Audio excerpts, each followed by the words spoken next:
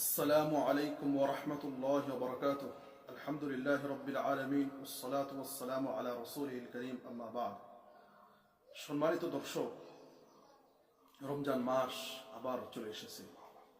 এই মাসে আমাদের জন্য কর্তব্য হলো, একজন মুসলমান হওয়ার জন্য আমাদের উপর কর্তব্য যে আমরা এই মাসকে সেইভাবে এই মাসের আমরা হক আদায় করব, যেভাবে সাহাবাই কেরামরা, তাবিনরা এবং বড় বড় আইম্মায়ে কেরামরা এই মাসকে তারা কিভাবে কাটিয়েছে।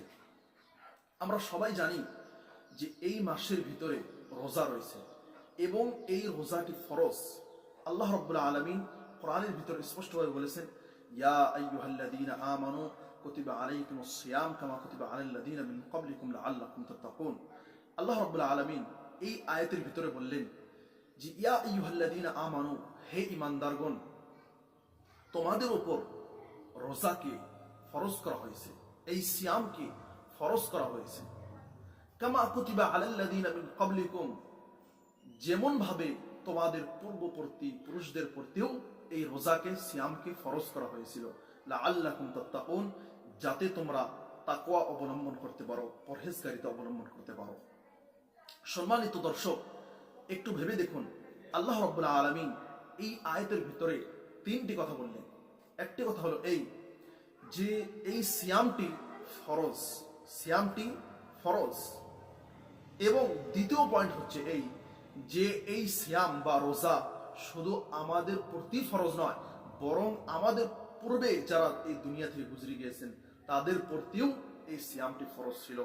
এবং তৃতীয় কথা এবং পয়েন্টের কথা যেটি বলেছেন সেটি হলো এই রোজা থাকলে, সিয়াম পালন করলে আমরা তাকওয়া অবলম্বন করতে পারবো এবং আমরা মুত্তাকি হতে পারবো।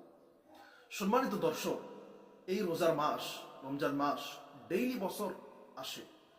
কেননা আমরা এই রমজানকে আমাদের পাস্টের রমজান থেকে আমরা একটু ডেভেলপ করতে পারি।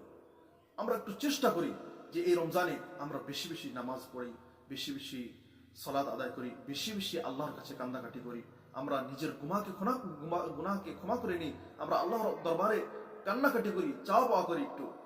এবং আপনারা জানেন একটি বরকতের মাস এবং এর বরকত, এর ফজিলত এই 2 মিনিটের ভিডিও দিয়ে আপনাদেরকে আমি বোঝাতে পারবো না। কোরআন হাদিসে সব স্পষ্টভাবে লেখা রয়েছে।